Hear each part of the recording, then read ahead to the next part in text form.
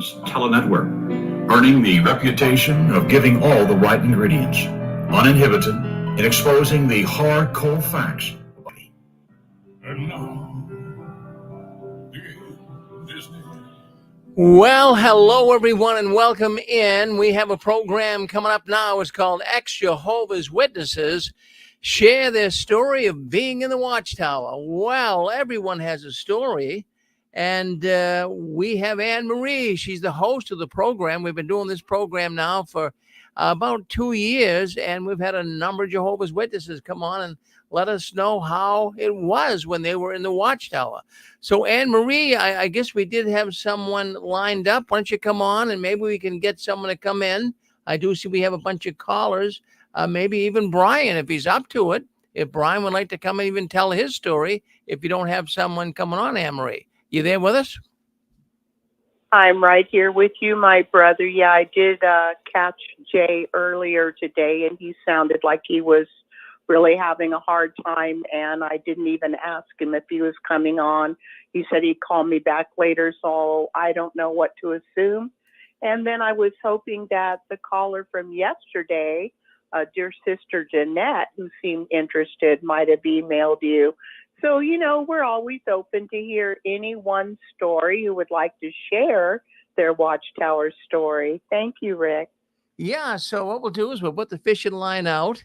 If anyone's listening in on our telephone line that would like to come in, we have an opening. We had one man coming on, but he wasn't up to it today. But if anyone out there would like to come on and tell their story of being in the Watchtower and how things have gone for you since you've been out, and we'd love to hear from you. And once in a while, we throw that fishing line out, so to speak, and we hook some stragglers coming through here on the 6 screens.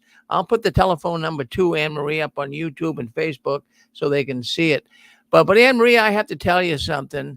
There is a lot of people right now. The Watchtower is hemorrhaging. We all know that.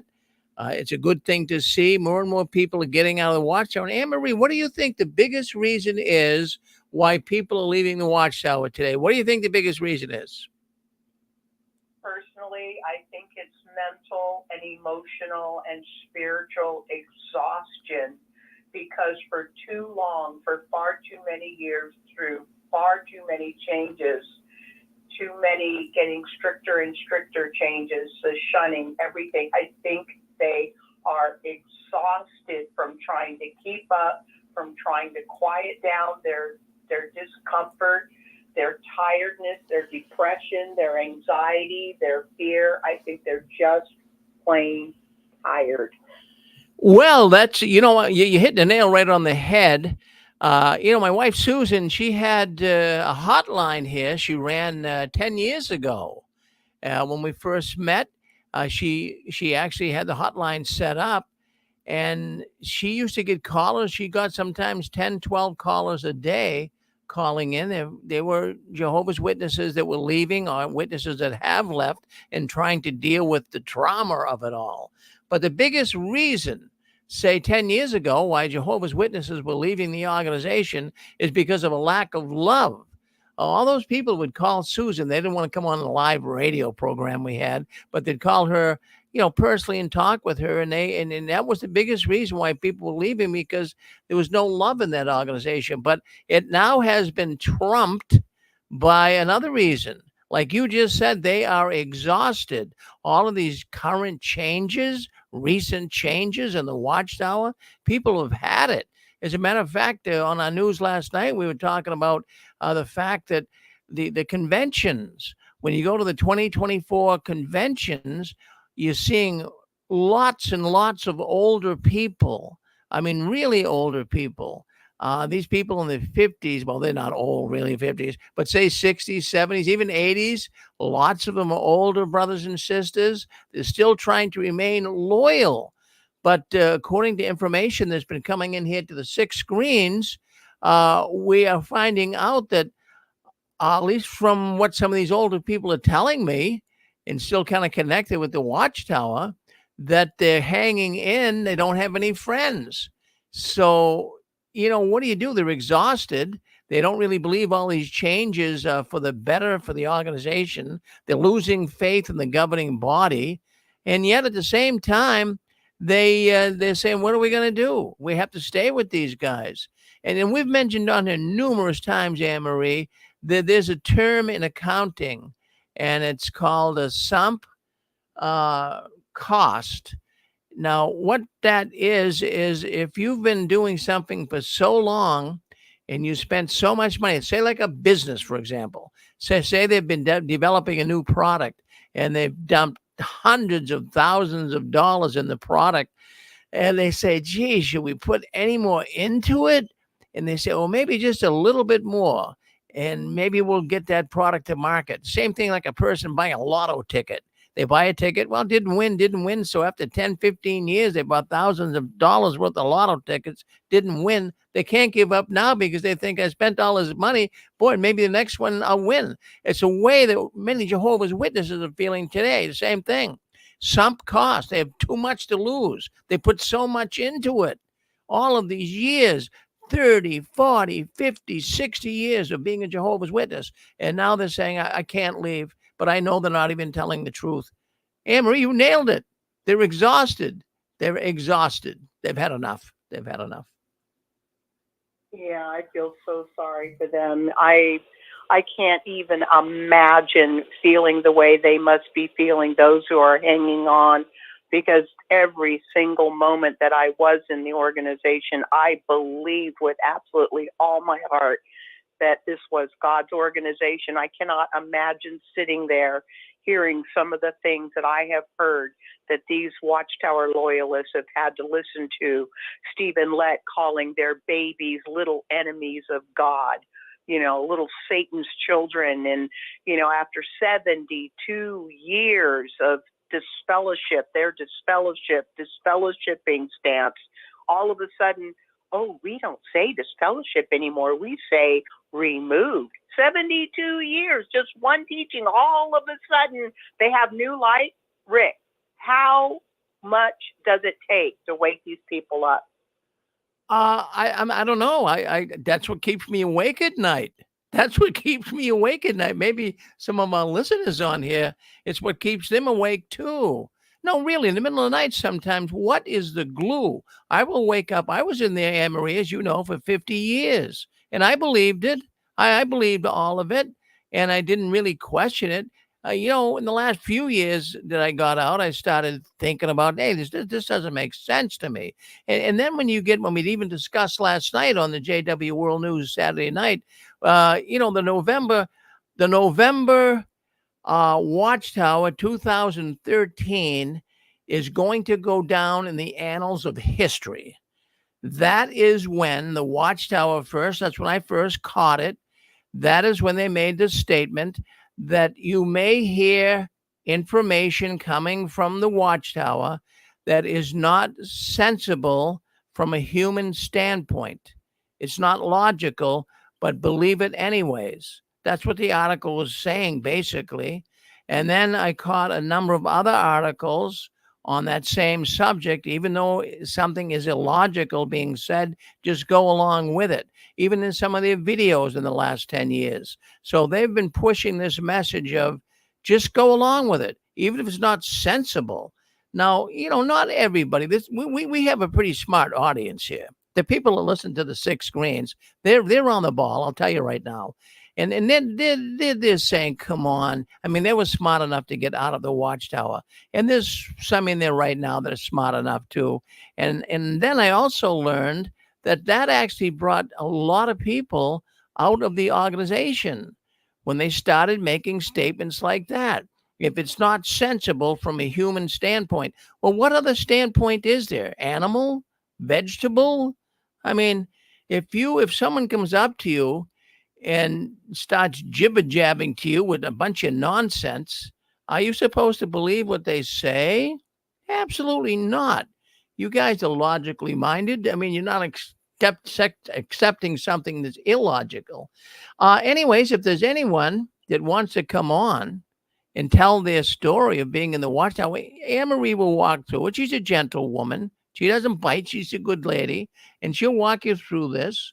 And you'll be able to kind of get your story out a little bit. So if there's anyone listening in on a telephone line, If there's anyone listening in on YouTube or Facebook, you can see the number. Call the number and say, "Hey, I'll tell my story. I got a story to tell. I think it. I know that. Hey, everyone that's ever told their story here on the six screens or anywhere, testimonies of being a witness, you've always felt better afterwards. It's like you got something out of your system. Don't you think they would, Anne Marie?" Yeah, I do. To an extent, I do agree with you. But I also want to put it out there, my brother, to those who may be listening live today, July 14th, 2024. Sorry, I said yesterday was July 14th. But my brother, I think sometimes those who are listening live to this show, we're Watchtowerites who have left the Watchtower, can tell their story of being in the Watchtower. They might think, well, my story's kind of boring, or I don't really have a story. You can talk for 2 minutes. You can talk for 5 minutes. It doesn't have to be what you might think other people would think is boring or exciting or interesting or not interesting. Everyone's story is unique. Or even if it's just, I tried my best to do what I thought was the right way to serve God, and I poured my whole heart into it. And little by little, I felt like I was broken down, and I finally walked out. There, that's a testimony. It took less than a minute to say it. It doesn't matter if you think your story is interesting or not. Everybody has a story. Everybody's story is personal. Everybody's story matters. So anybody who even wants to share even 10 seconds, a minute, 2 minutes, feel free to call in. The lines are open. And Brother Rick, before anybody says anything, I need to ask you, my dear brother, you mentioned that historical article in 2013 where the governing body told us, even if it doesn't make sense, just basically do what we tell you to do. It could mean your life. Do you by any chance know what study article or Awake magazine that was? Yeah, that was the November study edition of the Watchtower. That would have been 2013. They only had one edition, study edition for the month. Oh. So that would be the. So this way they could look it up on jwfacts.com. I love that site because if you know what article you're looking for, what the Watchtower, when the month was, the year was, you can find it because you know how witnesses are. They only pay attention to what's being said right now. They could have taught ABC 2 hours ago, but if now they're teaching something else, now they forget what was being taught 2 hours ago. Oh, that's old life. They literally shove it aside. They always have to make room for whatever new food and fresh food is coming in. It's like never mind. It's like they do it. Well, no, you can. I'm sorry, Brian. Did you want to speak up? Yeah, I just had a thought or two about what you guys are talking about. One of the things that I find amazing and distressing for, like, I got lots of people that I know that are still witnesses. Some of them I really, really like. They're good people. And I think about this thing here a few years ago where all of a sudden, can you imagine being like, I got a friend here, a guy that he was a Gilead graduate. He was a missionary. He and his wife, they went to Gilead from right here. And then after many years as special pioneers and missionaries, they came back to North America because they were starting to have kids. But can you imagine being in, like, from about 1960, maybe, probably about the time that they, as teenagers, they became witnesses, these two. And then you go to Gilead, you go out in the missionary work for all those years. Then you come back to North America, you're an elder for 30 years. And all of a sudden, after all that time, the Watchtower Society says to you, by the way, all the types and antitypes, I don't know if they would say they were wrong, but we're not teaching that anymore. You've spent a lifetime of somehow trying to make your mind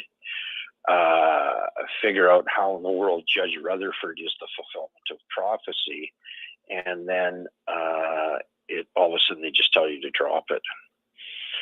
I know this guy, in the back of his mind, he's got to be thinking, "Oh my God, what have I done with my life?" You know. But he, as you said, Rick, can't leave now. He's got growing sons who are all elders now, you know, and grandchildren now who are probably going to be ministerial servants and all that. It's just, he can't leave, even though I know what a good heart he has. And he's not a stupid man either. But, and it's sad. It really is sad what happens to some people. So that's one of the things that I think, though, is contributing to this bleeding. I'm sure the bleeding that you're talking about is real. I mean, I haven't been to an assembly in years and years and years, so I don't know what they're like now. But I'm sure that there are people who are saying it's like this beards business. You can all of a sudden you can grow a beard. Now, of course, obviously, those of us with common sense know that you always could grow a beard. God didn't care either way. But if you're an old timer who's maybe conservative and you've grown up your entire life, it doesn't have to be even in JW land. It could be outside of other churches, or just what you're used to. Some people don't like beards, and now all of a sudden you thought, oh, we had the right way of looking at this, and then all of a sudden, after 40 or 50 years as a JW, the Watchtower Society comes along and says, shows up on the jw.org with a beard. You're going to be thinking, what the hell's going on here? We've been saying that those are radicals, those are hippies, those are weirdos, that's rebellious for the last half a century. And now all of a sudden these clowns are on jw.org with a beard. It's got to be distressing to be like our age, guys like you and me, Rick, and all of us that are getting up into our 60s and 70s and 80s. And all of a sudden they do all this foolishness, Oh yeah, well, Brian, that you're absolutely right. That friend of yours too, they put so much time and effort into being a witness. It's hard to leave. The one thing, it's hard to go out and make friends. It really is, when you stop and think about it. And the older you get, the harder it is. Now, what happens when you become a witness? You automatically get friends, but they're like conditional friends, but you get them automatic. You come out of the world and you go to a Kingdom Hall, you get love bombed, and everyone loves you, and you say, wow, this is amazing. But boy, when you get old and you leave, now what happens? Yeah. Yeah. And I think back, I kind of wish, sometimes you think you wish that the illusion could have been real. Because assemblies in the summertime, that used to be a lot of fun. I enjoyed them anyway, until just the contradictions got to be too much to be able to stick with it anymore. But it was fun. That part of it was fun. I even liked going door to door and all that. There were times I didn't like it, but most of the time I did, and because it was interesting to meet these people. And I think I was maybe a bit too open-minded. I had very little success in the door-to-door work. I would get Bible studies, but half the time I'd be more interested in what they were telling me than what I was supposed to be telling them. So by the time the Bible study was over, after a few months, we would part ways. But anyway, it's just sad that they play these mental tricks on people, and the double think that you have to engage in to stay there. It's like it results in what Anne-Marie said at her introduction, that these people you're just worn out. Like, how can you hold two opinions at the same time? And that's what they expect you to do. And so anyway, that's just my thoughts on what you're talking about. What do you think, Anne Marie? Is there anything that Brian just said that caught your fancy? Well, when he was talking about going door to door, I was never a fanatic about going door to door, but I did take service in very seriously. But what Brian said about having a Bible study, how he would seem to be more interested in what his study had to say, I kind of was like that. Because usually Jehovah's Witnesses, when they're studying with somebody, they're not really studying, they're indoctrinating them. And if somebody doesn't pay attention and let them indoctrinate them with Watchtower literature, Watchtower cult literature, they get kind of impatient and they'll brush the study's question aside with, well, we'll get to that later. But Brian said, I seem to be more interested in what they had to say because they actually still had their brain. And Brian's brain obviously was open enough to listen to somebody that actually was making sense instead of concentrating on indoctrinating them. Is that correct? Would you say, Brian? Yeah, well, the thing was, the type of people that I liked to actually talk to, I would get fascinated if I ran into Mormon missionaries. I had studies with them and tons of meetings with them when I was a pioneer. And it was just kind of interesting to, share their emotional or their emotional or spiritual experience, if you might call it that, with your own, because then is it similar? Is it different? Why are these people so convinced of their belief? Or you might run into some person who's been a very devout Roman Catholic all of their life, and they might be quite knowledgeable about their belief in the sacraments and stuff like that. And or you would run into a preacher or somebody like Scott, for example. I think Scott is maybe a pastor, I'm not sure. But anyway, somebody that had gone to seminary or who had been really interested in some of the doctrines of evangelical Christianity. And of course, you would get some very tough questions thrown at you by some of these guys. They would, that's passages which would seem to contradict the beliefs that we were entertaining at the time. That's the kind of stuff that I was interested in. So half the time I would, I wasn't even that interested some of the time in maybe trying to it would have been nice if I would have been very successful in getting somebody to get baptized. I guess at least would have been satisfying at the time. Now I would probably be looking back on it in horror. But the thing is, that's what I enjoyed. But when I say I enjoyed door-to-door work, it was so, if you're not a witness, like, it's really the only church, except for the Mormons, that engages in this very much. And to go from the type of life I was living as just a happy, worldly teenage boy chasing girls in high school to that, it was such a change. And the intellectual part of it for me was fascinating, meeting all of these people right in their doorsteps. But anyway, that's kind of how I viewed it. I just was hoping that, like you said, Anne-Marie, you were very devout. You believed everything with all your heart. And most of us tried to be that way. Even if we harbored a few doubts here and there, you would push them off to the side. And you hoped that all of this would come true. I know that my wife and I used to talk about what about all these people who they say are going to get destroyed. It seemed like a little bit much to figure out that just us 2 or 3 or 4 or 5 million, however there were back in the 1970s, that's all that's going to make it through.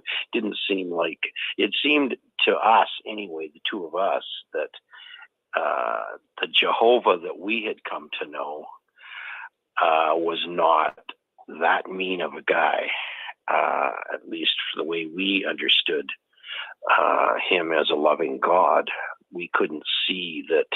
We kind of figured that Armageddon would end up being more just destroying the really, really, really wicked, and that God would be more, more merciful to all the ignorant people who didn't know anything about our church, you know. But anyway, that's a couple of my thoughts about what it was like. And nowadays, with all these years that have gone by, it's got to be pretty hard for the old timers and the young people. It's especially here in Western civilization, it's church and Christianity and all that is really waning in North America and Europe. Church and spirituality and Christianity is actually quite strong still in South America and Africa. But we have so much money, so many material things, so many distractions now that all of the churches are emptying in North America. The church I grew up in, the Anglican Church of Canada and the Episcopalian Church in the United States, they're actually the same church. It's almost completely dead. It's almost gone. Church of Canada. Excuse me one moment, Brian, just in case somebody else wants to speak, because I know you have a lot to say. I don't want anybody who is wanting to maybe comment or say something or give their little an experience. I want them to feel free and to know that just because we're talking here doesn't mean that you can't say, I'd like to speak or I have something to say. Be willing and feel free to hit *6. Was there somebody that was trying to speak, or was that Brian clearing his throat? Anybody else want to speak? Otherwise, we'll continue listening to Brian. *6. Well, I'll jump in here, Anne-Marie. In fact, Brian said something during our little conversation. He said something that kind of caught my fancy. He mentioned that at one point when he was one of Jehovah's Witnesses, he really liked it. He liked the idea of, a paradise earth, and who wouldn't? I mean, when I was even leaving the Watchtower, I got thinking, I had to really stop and think about it. We had to give up a lot. We really, really did. We had a belief system that we had rested our whole future on, and even our present. I mean, we were working hard and diligently for the Watchtower. And you were disappointed when you found out that this isn't the truth.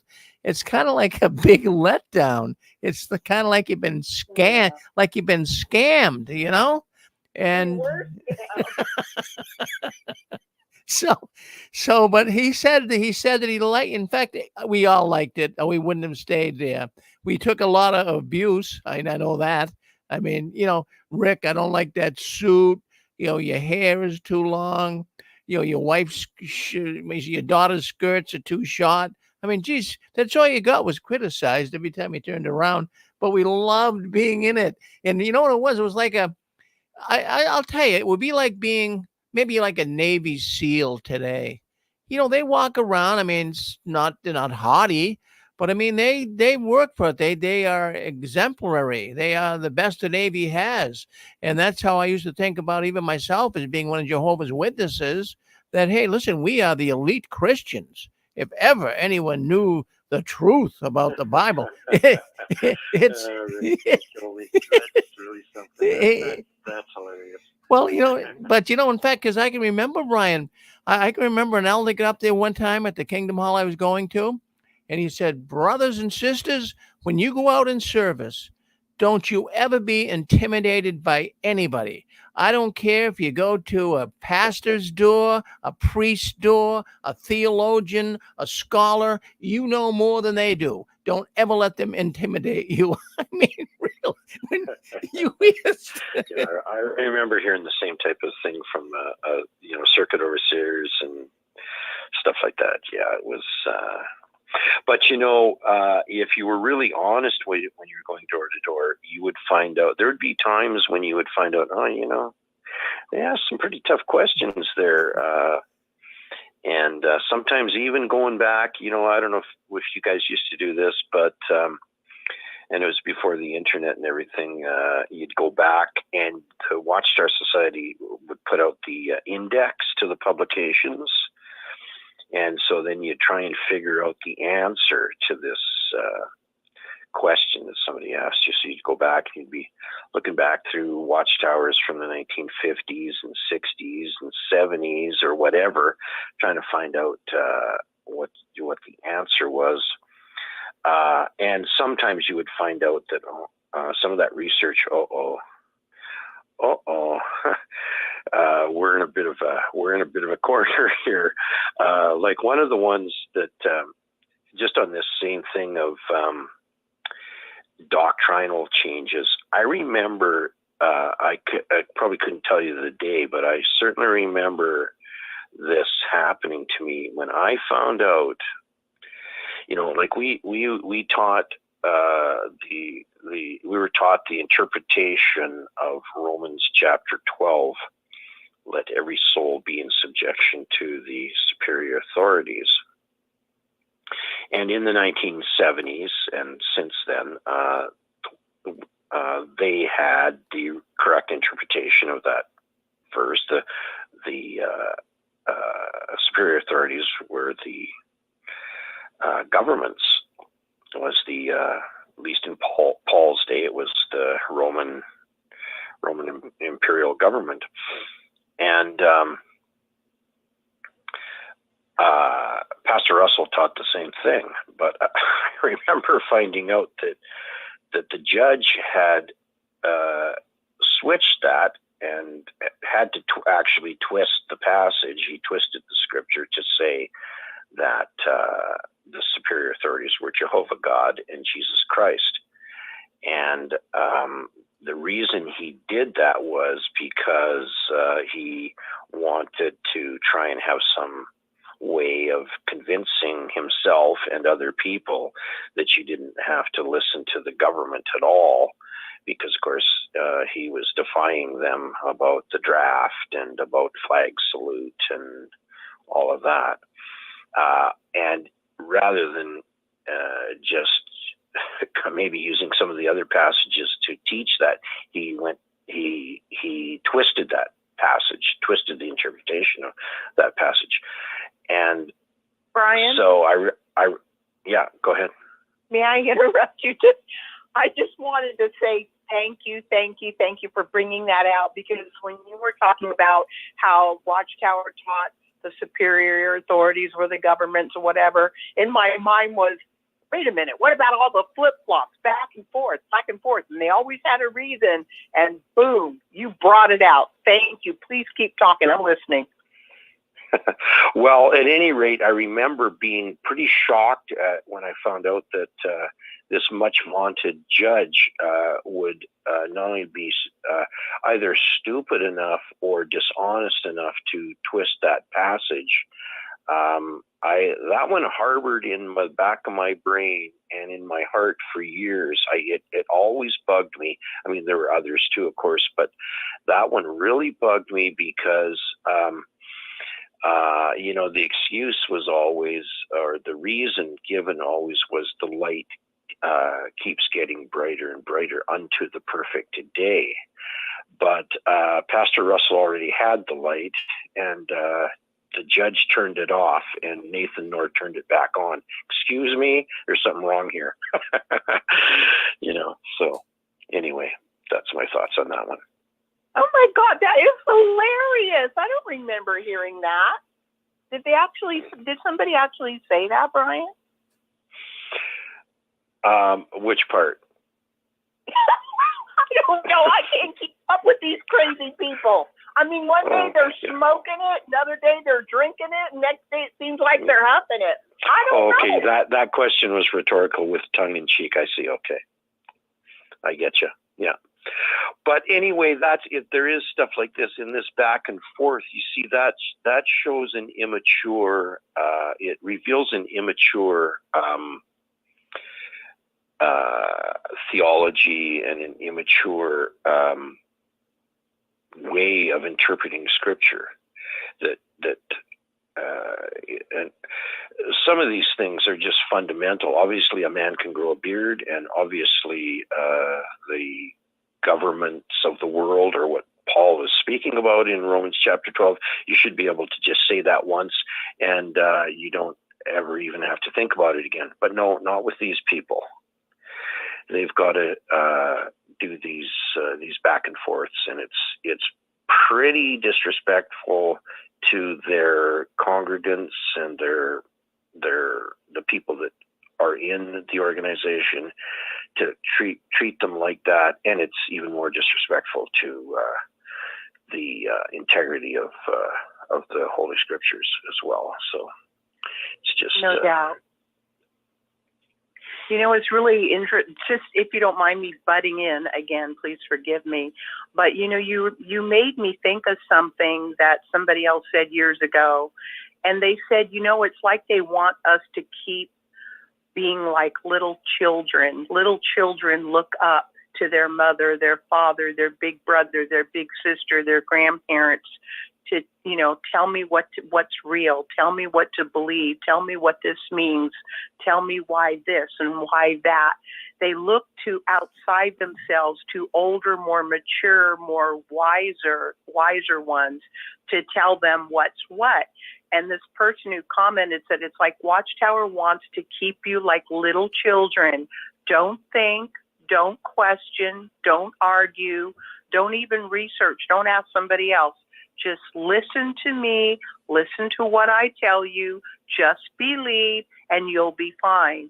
And it made me remember in Corinthians, I never remember if it's 2nd or 1 Corinthians chapter 13, is the one that talks about love is this, love is that. The Apostle Paul made the remark, when I was a baby, a child, a little tiny child, I had the traits of a child. What are the traits of a child? Just what I just said. You look outside yourself to others who are older and wiser to tell you what's what, to explain things, to tell you what's real, to tell you what's true, to tell you why this and why that. But then the Apostle Paul says, but now that I am a man, now that I'm an adult, I have put away the traits of a child. Now, putting away the traits of a child, being an adult, being a man, is like going from kindergarten to college. Now you're expected to pull your big britches on, put on your big boy boxer shorts, and pay attention and use your brain and ask questions or check it out or go to the library and do the research. Now we have the internet. You know, look at all of the facts, look at all evidence that's available and come to your own conclusion. Use your brain. Make sure of all things. Also, Hebrews 5:14, have your perceptive powers trained through use. Paul praised the Bereans for checking out everything according to the scriptures to see whether or not these things were so.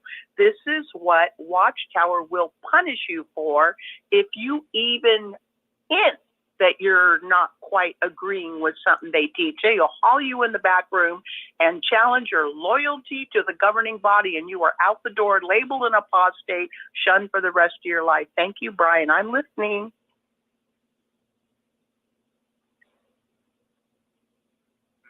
Well, yeah, I more or less finished saying what I wanted to say about that subject, but yeah, I agree with that.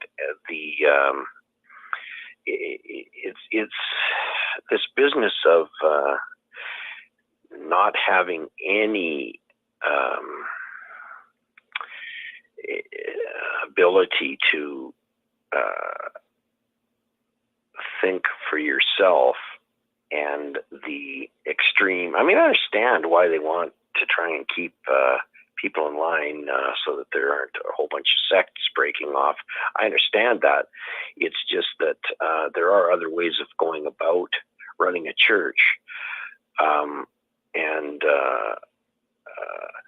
You know, the Roman Catholics have a little bit of this problem as well. But they're a 2,000-year-old or a 1,700-year-old church at least, and they, up until probably the Council of Trent, they didn't have too many difficulties in maintaining the same thing for ages and ages. They weren't doing this back and forth stuff, well, they had their schisms in different parts of the church that didn't agree with other parts of the church, but it's a gigantic monolith compared to the Jehovah's Witnesses. But I think that right now Roman Catholics are probably going through a little bit of this too, because this Pope that they have right now is so erratic compared to the traditional way that the church has been run. He can't make up his mind whether he's for gays or against them. He's got all kinds of, but anyway, I have when I went to high school, I switched over to a Roman Catholic high school from a public high school, and so I have quite a few of my friends who I went to high school with that I still know and talk to from time to time. They're going through a little bit of this themselves right now with the liberalization of the Roman Catholic Church as well. So, but anyway, those are my thoughts on that. The whole business that of why people are streaming and leaving the congregations. I have a little bit of curiosity. I might actually put a suit on one of these days and just go to a Kingdom Hall and watch what's going on. I don't know if I would ever have the energy to go to an assembly. It might be interesting just for the fun of it to see what's going on, but well, make sure you don't wear a tie and have a little beard and bring a tablet. Don't bring a Bible or they'll look at you funny. That would be interesting, Brian. I would do it. yeah. If I showed up with a green Bible and oh, come on, that's going too far. Showed up with a green Bible and shaved my beard off. I've worn a beard for many years, but shaved it off and put on my best suit and tie and carried a briefcase. Oh my God, their brains would go tilt, like the old Yeah, no kidding. It's not confused. They might say, this guy must be a evil slave. Look at him; looks like an old Bible student or something. Either that, or they'll call you Brother Van Winkle. Yeah, exactly.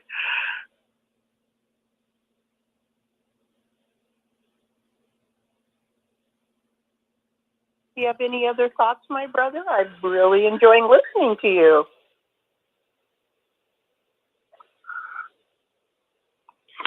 Well, no, like you said, probably maybe somebody else wants to say something. I just wanted to put my 2 cents worth in on the this business, of how many people are leaving. I know here they have not all of the 3 Kingdom Halls are still fully functioning buildings. They haven't sold any of them. This is a city of about 120,000, and there are 3 good-sized Kingdom Halls, and I don't know how big these congregations are anymore. They all used to be in the 100 to 130 range. I know that there were 6 of them plus a Spanish. But what it's like right now, I don't know. I am kind of curious how they're doing, but at least as far as the 3 buildings, they're all still operating. Wow. Well, they have been selling off so many Kingdom Halls. I know it's, in my mind, just kind of keeping track over the years, it has to be well over 5,000 Kingdom Halls that have been sold. I don't even know, at least 33 branch offices that they've closed down, and I'm sure sold off most of them. We don't know. I don't know how many assembly halls. So the Kingdom Halls that you're referring to just might be the ones that they've been sending congregations to, because we know that many congregations have been merged, and we have to also keep in mind there are a lot of congregations that you know what? Yeah, you know what? Now that you mention that, I do know there's a little town, like a small town of maybe 3,000 or 4,000, just north of here, about 15 miles north, and I know that Kingdom Hall got sold, and that Kingdom Hall has been there. I remember at the circuit assemblies, there's always, they would say, brother so and so from that congregation is giving the next talk. Then so it was a small town, but they had a congregation there and a Kingdom Hall there for many, many, many years. But I know that it recently they did shut that one down. that one down. And the reason how I know that is every once in a while I will get a letter in my mailbox, especially during COVID. They were sending out letters. Oh yeah. And every few months I would get a letter in my mailbox, and one of them was from a person that lived in that town, because she gave her address, I think, she did. She put her address, and it was in that town. But she referred the person reading the letter to a Kingdom Hall in the city, which means that Kingdom Hall in that town has shut down. So yeah, and I've heard this, that some of these rural Kingdom Halls, they're gone now. They've sold them off, and those, if there are still people in those towns, they have to drive into the city to go to the meetings. And so there's probably a lot of people, especially with the internet now. I think that the kids coming up, very hard to keep them even interested in religion in general, let alone a strict religion like this one. If you can get on the internet and you find out how much BS is going on in their Kingdom Halls, and how many contradictions there are, these young people are just going to say, no, I'm going to go do something else with my life. And that seems to be the case. Yeah, I think you're right. I've told the story many times. When I was a kid, I went to a very poor congregation, but it was so full of love, and I felt so good going to all of the meetings. But when we moved, my family moved to a more affluent neighborhood, and now we were in a much more affluent congregation, and I was so shocked at the snobbery, the cliques, the attitudes, the nasty looks, the condescending mannerism with which we were spoken to. And Anne-Marie, did you dress funny? No, I'm just kind of joking. Not. I remember. But yeah, that can definitely happen. I've seen that. Yeah. May I finish my thought? Yeah. May I finish my thought, because it backs up what you said. And I'm really enjoying listening to you, Brian. What I'm saying in reference to you talking about the young people looking around, seeing the BS and saying, I think I'll want to do something different with my life. I was 13 when I realized something is very wrong with this organization. And at 14, after paying attention for an entire year, I realized God's organization or not, the truth or not, I wanted nothing to do with them. But it sure is strange that I decided to go back and threw myself whole heart and soul and brain into this organization. So I think from what you said, that younger people have way more sense in the long run, Brian. I mean, wouldn't you say? I'm just giving myself as an example. Please continue. Thank you for letting me interrupt. Well, the funny thing is, we were pretty naive in the 1970s. Those of us who were coming of age, in the early 70s. I don't mean just people who were becoming Jehovah's Witnesses. I mean, you look back and you watch the TV programs from the late 60s, early 70s.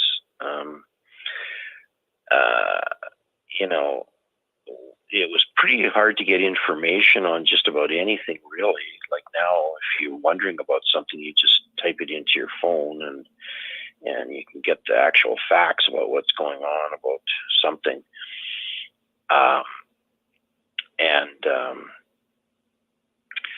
So it's a different kind of world. There's no doubt about it. And we were looking, you'll remember this very well, Anne-Marie.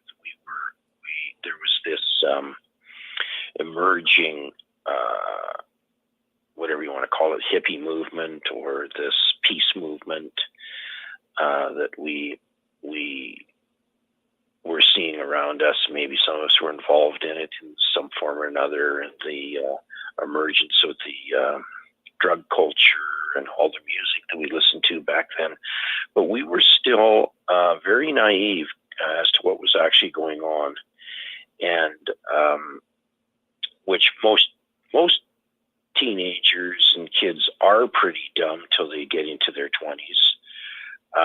But at least what the difference now is that, right or wrong, young people have access to quite a bit more information, and or it might not even be real good information, but it's distraction enough. So if your parents want you to be a good Mormon kid when you grow up,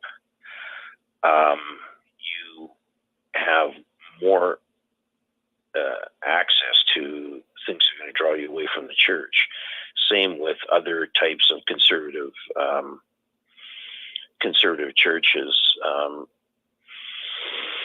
The Christian Reformed churches are quite active in this area, and they do tend to hold on to their youth a little bit better than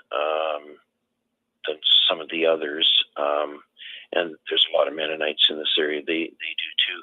I think that the Kingdom Halls are having less success than some of these other conservative churches, and the reason why I think is because of their BS and inconsistencies. If you're raised a Mennonite, they are holding on to the same traditions that they've had for several centuries now. Yeah. And as are the Christian Reformed churches, the ones that aren't going liberal, the ones that are staying conservative. They're teaching the same thing. They're teaching the same thing about modesty and dress and sexual morals and what the doctrines of the faith are. They can go back to a confession of faith that was written, in London. The London Baptist Confession, for example, is about 250 years old, and they still believe exactly the same thing. They interpret it the same way and all of that. The Watchtower Society has done all this jumping around. If they had stayed with Pastor Russell's beliefs consistently for the last 150 years, they might not be experiencing this, but they've had this penchant for jumping around. And I think that's why it's so much harder for them to convince the young people that it's real. Mormons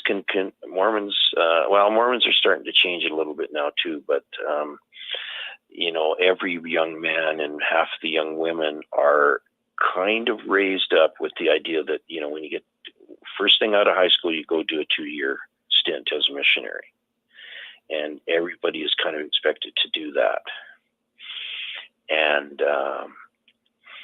but if you keep changing the beliefs like this, it just tells people, it's like I was starting to talk about Roman Catholics a little while ago and some of their changes. A friend of mine that I went to Catholic high school with,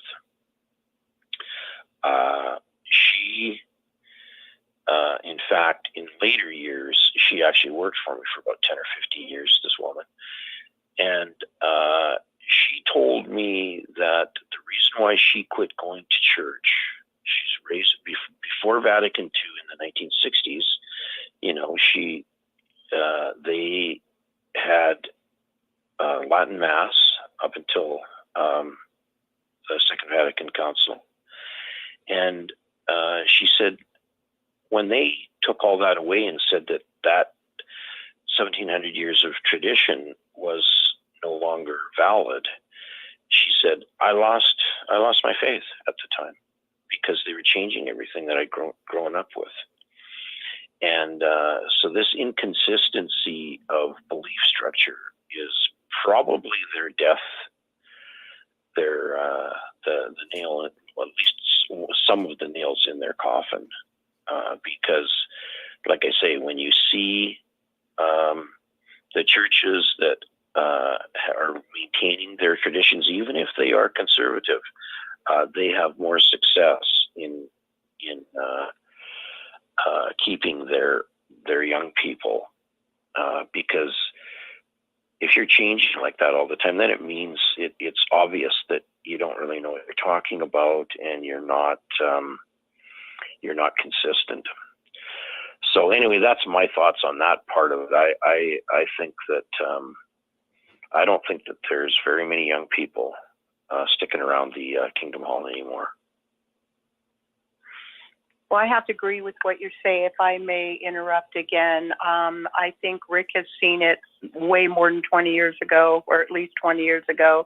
And we have discussed this, and I felt it myself. I personally believe, because I was very involved with researching the Watchtower organization beginning in the year 2000, sometimes 10, 12 hours a day I would spend on researching. And I realized way, way back, they already knew they were going to go down, and they were already coming together to make plans on how best to not only handle it, but to stretch out the organization's hold on the people that still would believe in whatever they would tell them. And in the meanwhile, get all the money they could, all the property they could, and preparing for, quote unquote, the end.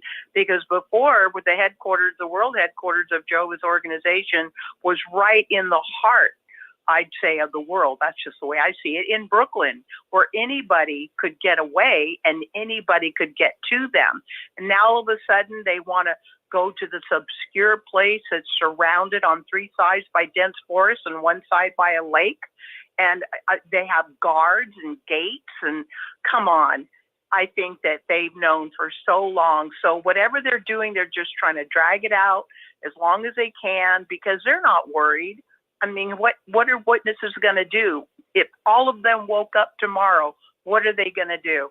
All they have to do is call the police, and they're outside the gates, and the Watchtower says, well, you know, these crazy people are out there. Like when they turned the cold water sprinklers on Rick and all the other protesters that were there a few years back, and it was cold weather, and they turned those ice cold full force sprinklers on our brothers and sisters who were out there, not hurting them. They're just awful. So please excuse me again, Brian. We have gone about 16 minutes into JW World News. I need to ask Rick what we're doing, because we had a tighter schedule on Six Screen Sunday. Rick, are you there, dear? I'm here, Anne-Marie. Yeah, let's go about another 5 minutes, and then we're going to go to the news. Got a lot to talk about this afternoon. So, go 5 minutes, and we'll go to the news. Oh, thank you, my brother. Brian, thank you for letting me interrupt you. Again, I am listening to everything you have to say. Before we continue, is there anyone who is listening who would like to comment, maybe have a question for Brian? He's very knowledgeable. *6. Anyone want to speak up? If not, Brian, please continue. I said what I had to say, and I talked to Rick, and I'm giving you back the floor or the talking stick, whichever's best, unless you're too tired, my dear. Well, no, I guess I've kind of talked out on that subject. The only final thing I would say, it's just kind of sad. It's just kind of sad to see that what could have been a decent church has destroyed itself because of corrupt leadership and foolishness. And that part, I mean, I've retained a certain amount of the belief. I never became a Trinitarian even after I left. I think that they're basically correct on that doctrine, their position. But the thing is, I kind of wonder when the whole thing does completely collapse, there's going to be somewhere between 20 and 40 million people out in the world whose religious tradition was this church. And one wonders if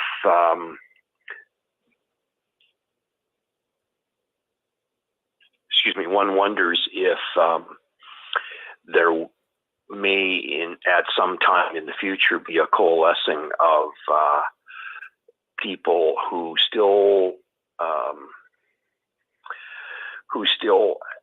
have some of these beliefs.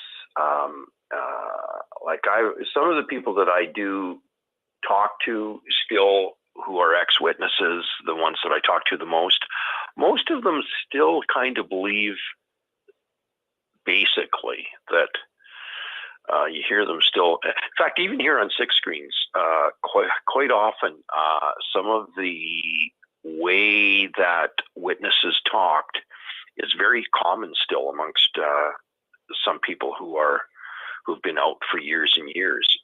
Some of the, so like one thing that I never do on Six Screens, are very seldom if I'm talking, I never ever refer to my JW days as the truth. I didn't come out of the truth. But you still hear people saying that, some who've been out for many years. And then the other thing is that people do is,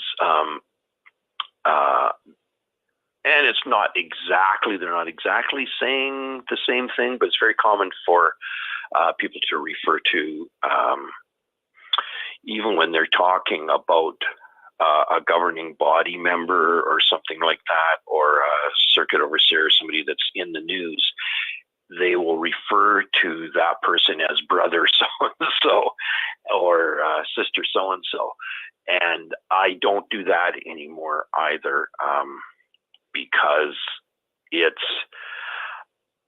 my view now, of course, is that I view all Christians as in some sense a brother in Christ or a sister in Christ.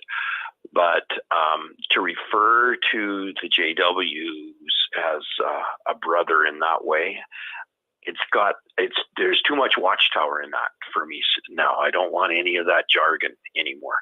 The only reason I use it sometimes is just to explain, if I'm trying to explain something to somebody, but other than that, I try to avoid it. But that shows how deeply ingrained the belief structure was and is, because it's shaped. Here we are, some of us have been going to Kingdom Hall for 30 or 40 years. And here it is on a Sunday afternoon. It's 78 degrees outside, most beautiful day, a little teeny weeny breeze. Instead, I'm sitting in the house talking about JWs. So it's very ingrained in us, and we still like to talk about it a bit, or a lot sometimes.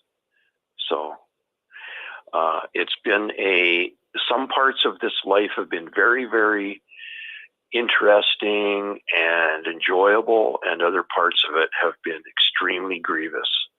Like, I remember, just as an example of that, when I had decided to not go to Kingdom Hall anymore, and I didn't want to be a witness anymore, it caused the most horrific problems in my marriage. because it probably took 15 years of patience to get my wife to accept that this is the way it was going to be, because she still hung on. And in fact, even right till her death, she hung on compared to, So anyway, that's all I got to say about that. I guess I better shut up, because Rick's got a whole bunch of other more important things to talk about. Well, you know what, Brian? It really has been a pleasure listening to you. One thing about this show on Six Screen Sunday, ex-Jehovah's Witnesses share their Watchtower story, is that we have more time to reflect on our personal experience. And, mentioning your wife, and I am sorry for your loss. That must have been so hard for you. Mentioning what you went through in the organization, being a pioneer, how you viewed things. It just, it's a personal thing.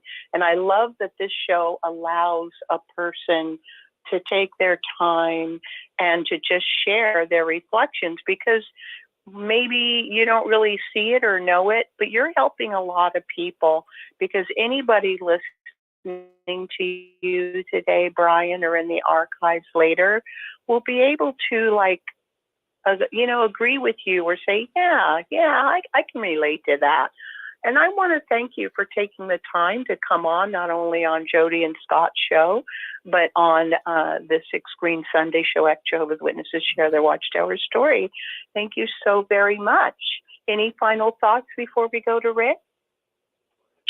No, that was good. I enjoyed the discussion as well. Thanks, Anne-Marie. Thanks. Thank you, dear Brian. Thank you. Bye-bye. Okay, everyone, that is the end of the show. Our dear brother Rick, as he usually does, gave us time eating into his show. But we need to go to our brother Rick now, to JW World Sunday Edition. Rick? Well, thank you, Anne-Marie, and thank you very much, Brian. Boy, it's so good to hear from Brian. He's a very knowledgeable man. He adds a lot of good, interesting thoughts to the mix here. Always enjoy hearing Brian. Thank you, Brian. And thank you, Anne-Marie. Don't go anywhere. We've got JW World News coming up next, our Sunday edition. Now, this is the news the Watchtower doesn't want us talking about, but we talk about it every Saturday night and every other Sunday. And friends, we've been doing it. As a matter of fact, on January 26th, 2025, it'll be 20 years of doing our news. And friends, I have to tell you, we have never missed a Saturday night in 20 years. We're here because you're here. And I've only missed only one Sunday when we broadcast in 20 years. And that's when my former wife, Inez, she had a seizure and we had to rush her off to the hospital. But anyways, we're here because you're here. People rely on the Six Screens. I know they get their medicine, the therapy, so to speak, and many move on, and we understand that. But we've had so many people come passing through the Six Screens here in the last 20 years, and they are the ones that make the program. When the people speak up and talk, that's what connects with the audience. Thank you. All of you people have spoken up here on the Six Screens. We appreciate it. Well, we're going to end the program here. We're going to JW World News. So let's do that right now. Going to end it there.